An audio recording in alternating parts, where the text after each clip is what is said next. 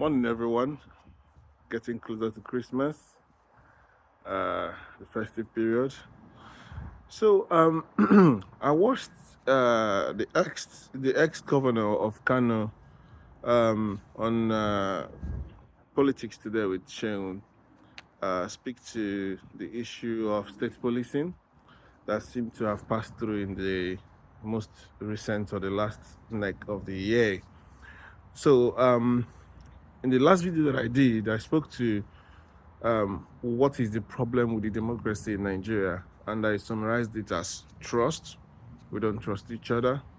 We have varying opinions, and most times we try to contradict what we not ordinarily help us because we don't trust who is speaking or who wants to implement it, and that is why we are where we are, especially with the tax reform bills.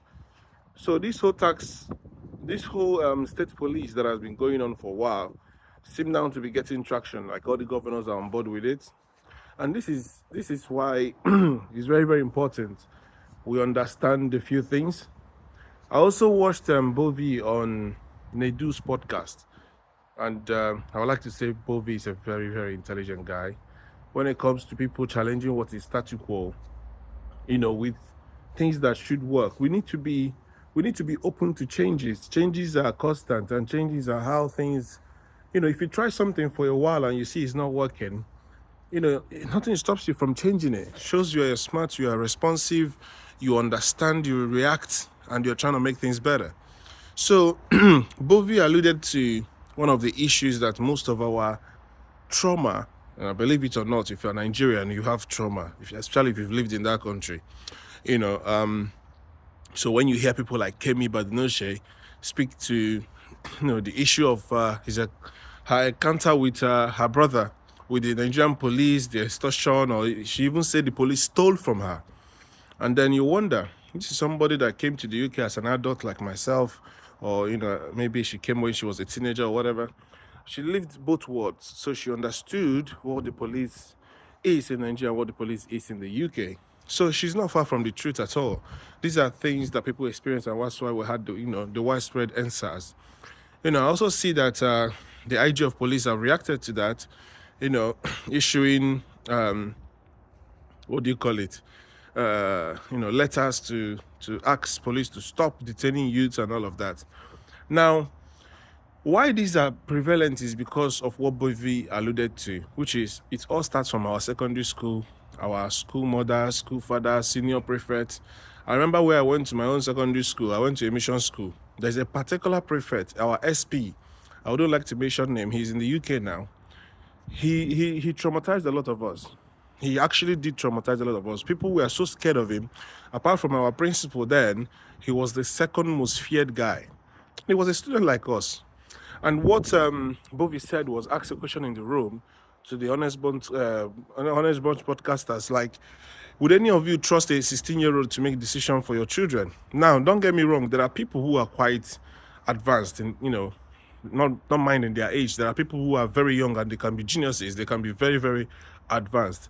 And I won't take the intelligence of this particular SP, but what we're trying to talk about is that using of cane, and it's just abuse. You don't, even as a parent, you don't beat your children here.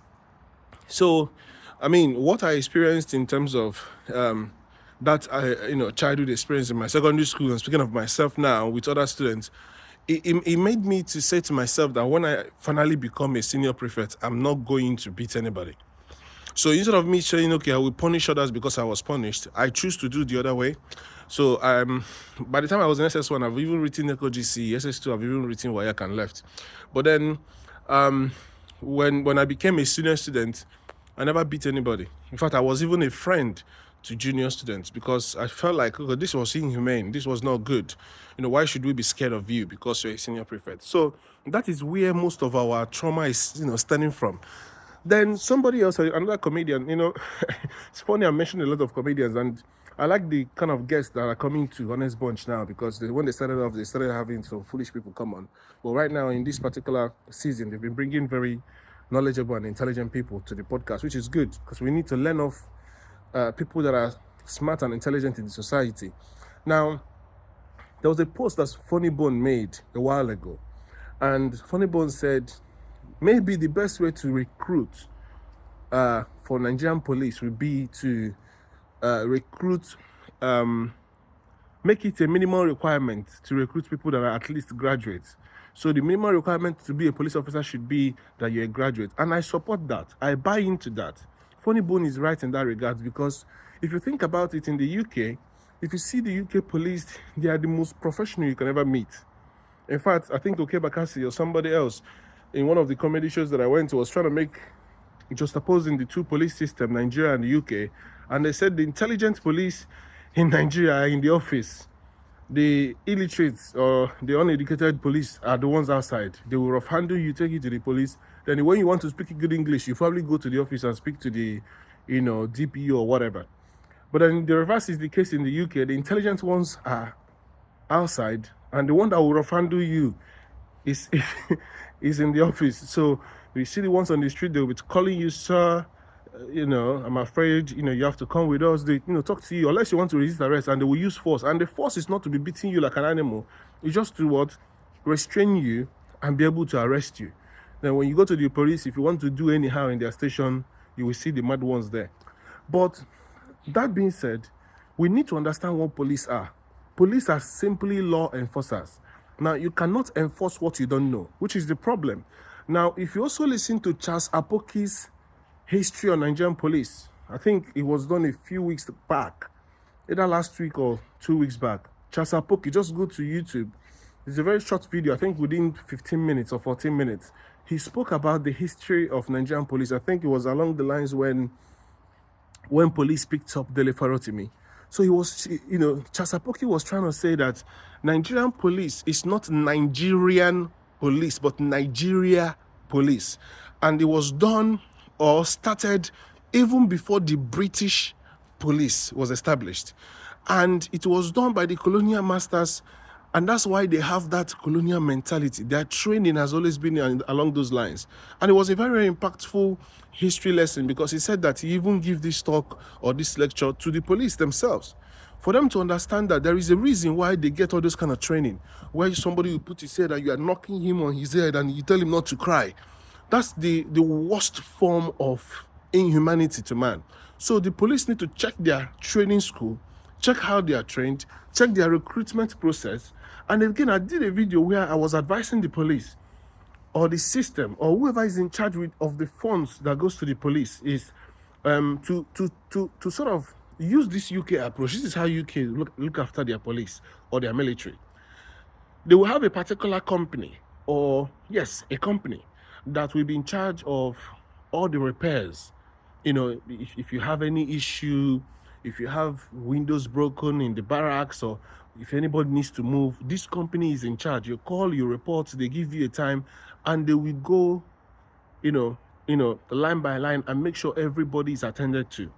So why not find a company that is reputable in Nigeria, that are into maintenance, right? And give them the contract to maintain all the barracks. Okay, divide them into 6 geopolitical zones to make it more effective, and have people look after, police quarters or police barracks around the country. And let all the police families be able to ring them up, tell them what their needs are. Oh, our window has fallen over.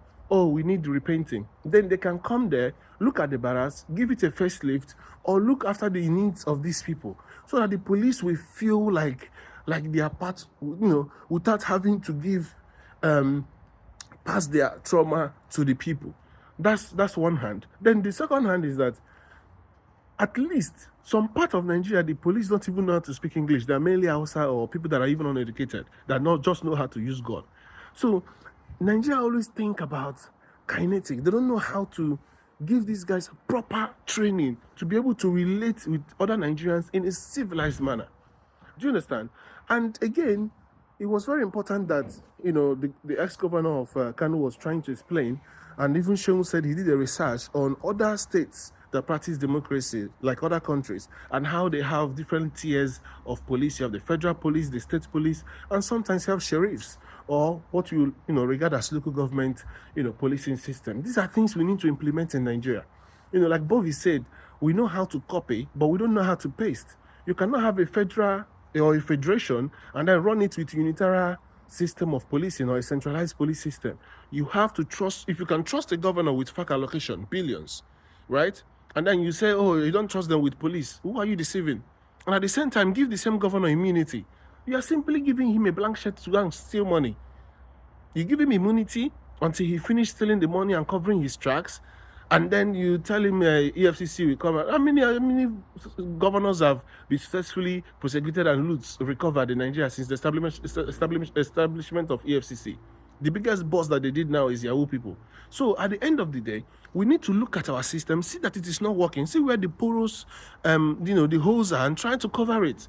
And I think for starters, our police system, who are the enforcers of the law, because if you look at Nigeria, no system has credibility. Not the legislature.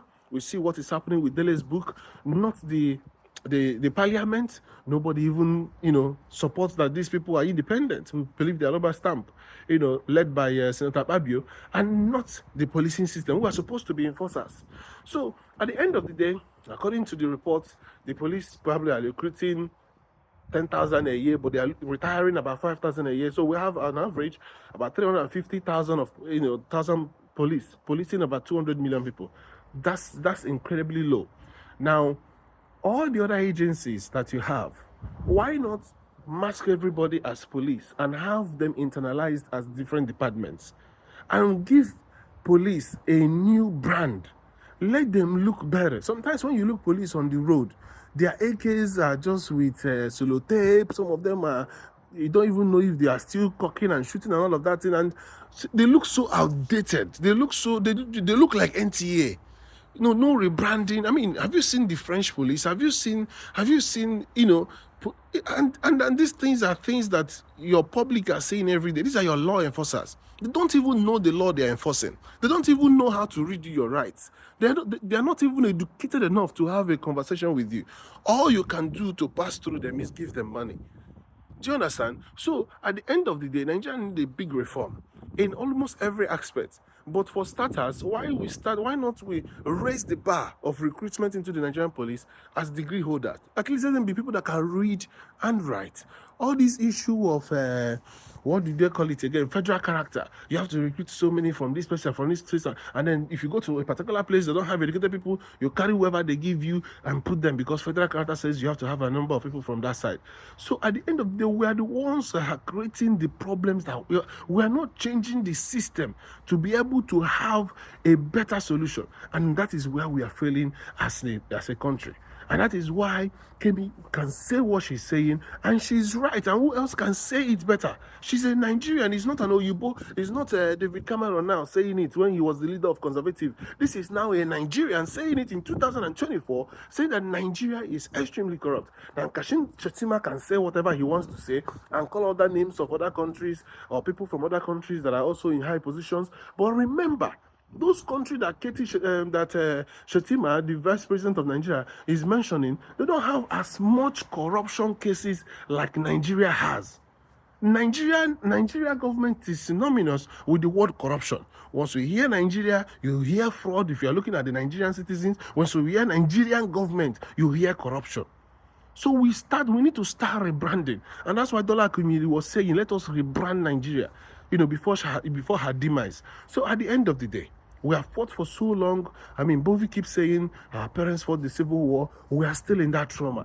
We still have, those people that fought the war, they are still alive. The Obasanjos, the Abdul Salams, the Buharis, the Gowons, these guys are still alive. Maybe on the Biafra side, maybe a few of them have died. Gowon, Madwebo, some of those guys have gone. But on the Nigerian side, we still have a lot of them. So Nigeria is still passing through the trauma of that Civil War. We've not gone past it, and that's why some people are still fighting for that baby that they fought so much. Nigeria must be united. But at the end of the day, look at that baby. Is that baby working? Is there a way you can change things to make sure that it works, not just for you, but for everybody?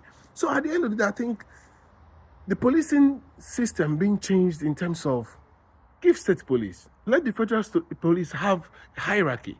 I mean, policing system is all about command and control, so there must be hierarchy. Give the federal police more power than the state police, like it is in every other democracy or civilized world out there. And Nigeria should be aiming towards advanced countries. Thank you.